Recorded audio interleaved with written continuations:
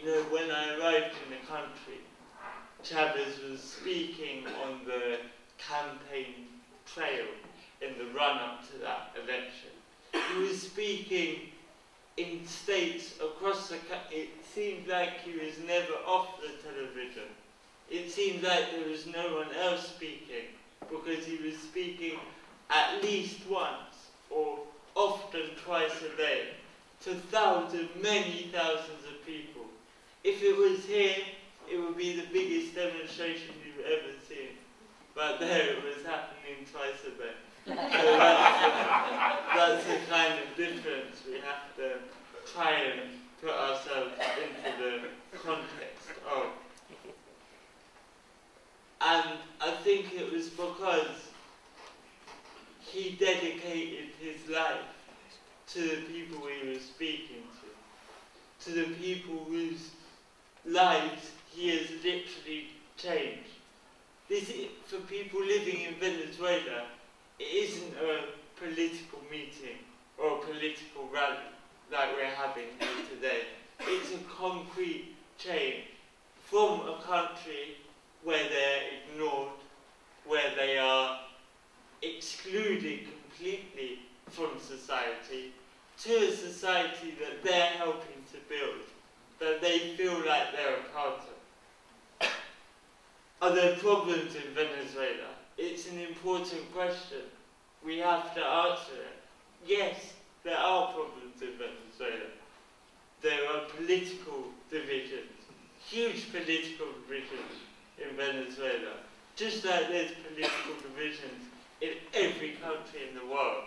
There are economic divisions between rich people and poor people. And I think the opposition, Capriles' supporters, have tried to pick this up as a point, and they say we want a Venezuela for all Venezuelans. Maybe that's true, because the poor people don't count as Venezuelans to them. They don't count as people. We have to recognize, before Chavez was first elected, the barriers, the poorer neighborhoods in Venezuela were not on maps of the country. If you got a map of Caracas, the poor areas were not named, were not drawn on the maps. So that is the level to which they were not recognized as people. So what's the situation of these areas now? Well, just a few days before I came back, we took a ride on a new cable car that has been built. There was already one cable car in the center of the city. There's now a new one in the east of the city that goes to an area quite a considerable distance away called Mariche. And this is a journey that took hours before, and now it takes around 15 minutes. These are areas that the traditional Venezuelan doctors, medical institutions would not go to treat people, would refuse to visit those areas. Now these people have medical buildings set up in the areas where they can receive healthcare for free. I know these points that many of us maybe will be familiar with already, but I wanted to mention them because is it hard to imagine why these people would vote for the same government? I'd vote for the same government. You know, the opposition, of course, to me, the discourse does not make sense, but one of the points they like to make is that the government buy people's votes. Oh, they're buying their votes. I wouldn't mind if the government bought my vote. If the government buys me a house, yes.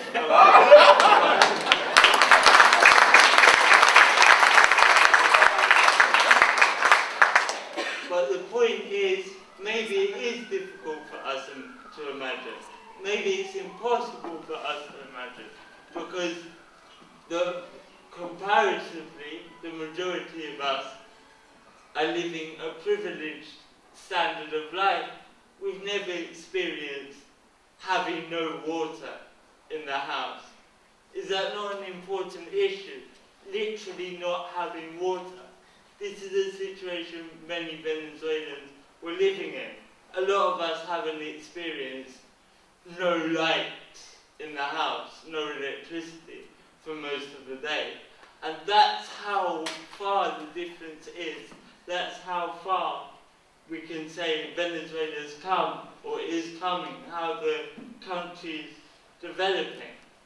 So then, around 6 months later, there was another election in Venezuela. Just a week or a couple of weeks ago, on April the 14th, the opposition candidate, Israel and the United States, man in Caracas, Enrique Capriles, refused to recognize the results of the election. Was I surprised? No, I wasn't surprised. Because a week before the election, there was a document signed, not by Nicolas Maduro, by every election candidate, saying, as you'd expect an election candidate to say, I'll recognize the result of the election I'm standing in. It's quite a basic demand to make, and Capriles refused to sign that document and wrote his own document that no one else signed. So the United States too refused to recognize the results of the election, which seems to be becoming somewhat a badge of honor in the world if the United States don't recognize your election results. And they need to realize how silly they're becoming. If you have a continent and one country in the continent has an election and every other country recognizes it, no one really cares what you think.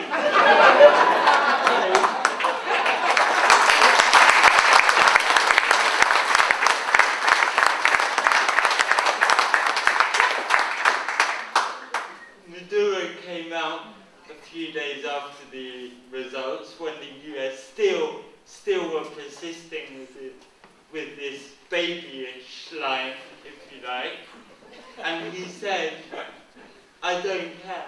He said their recognition does not have importance to me.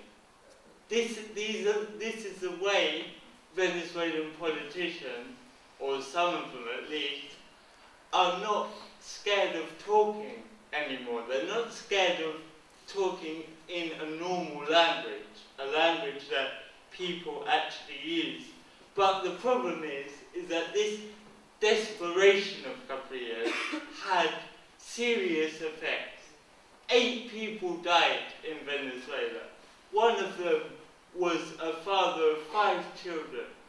5 children without their dad on earth anymore because of his words, because of the speech he made an hour after the election. That I saw his speech, and he said, we want to show the world our rage.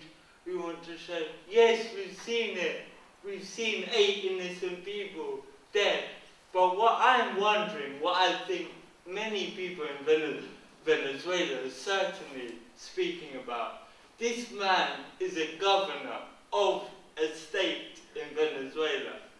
Why is he still a governor of a state in Venezuela? They have a justice system in Venezuela. I hope he becomes more familiar with it in the next few weeks.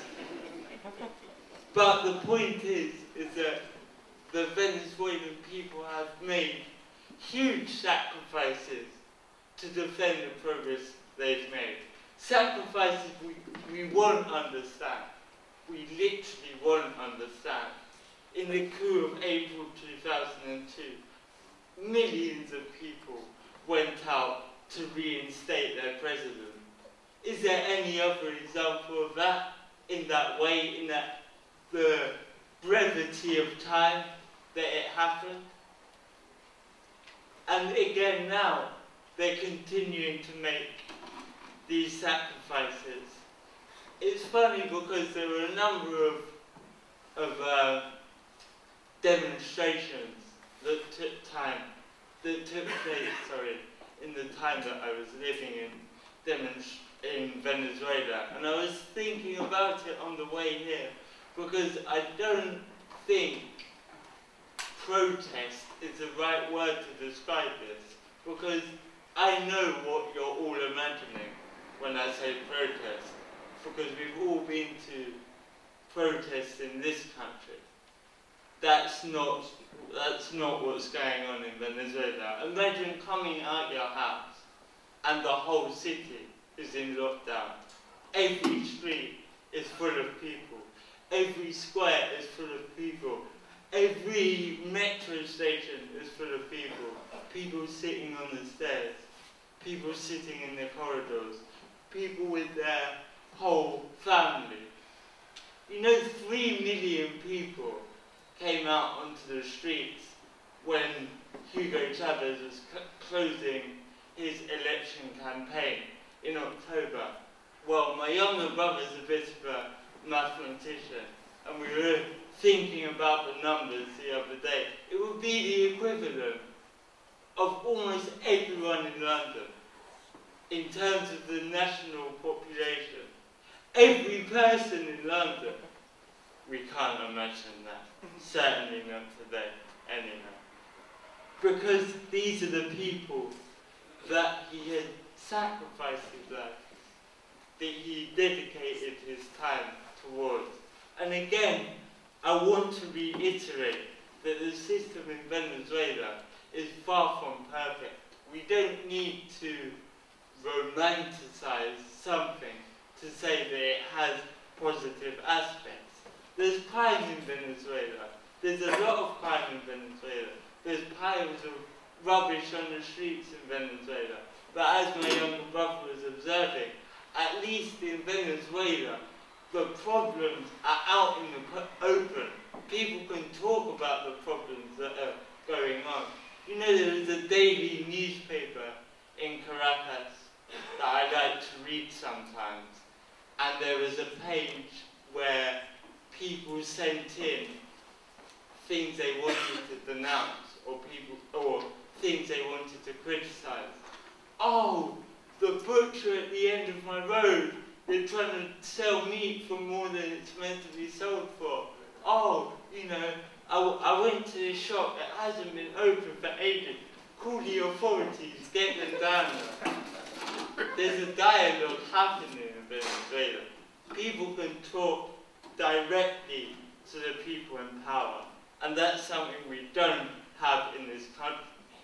I lived in Venezuela for 7 months, and I've been back for two or 3 days now. So am I proud of the government in my country? Am I proud to come back and find the government taking money from disabled people and poor people and single mothers? No, I'm not proud. I'd rather wear a jacket with the Venezuelan flag. And I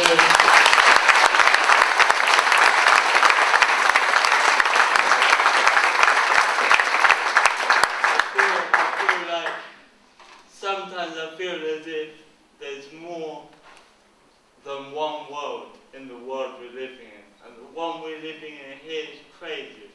That's how I feel. And there's a lot of slogans they like to use in Venezuela, but our current favourite seems to be Chavez viva, la lucha sigue. Chavez lives and the struggle continues. And the struggle will continue in Venezuela here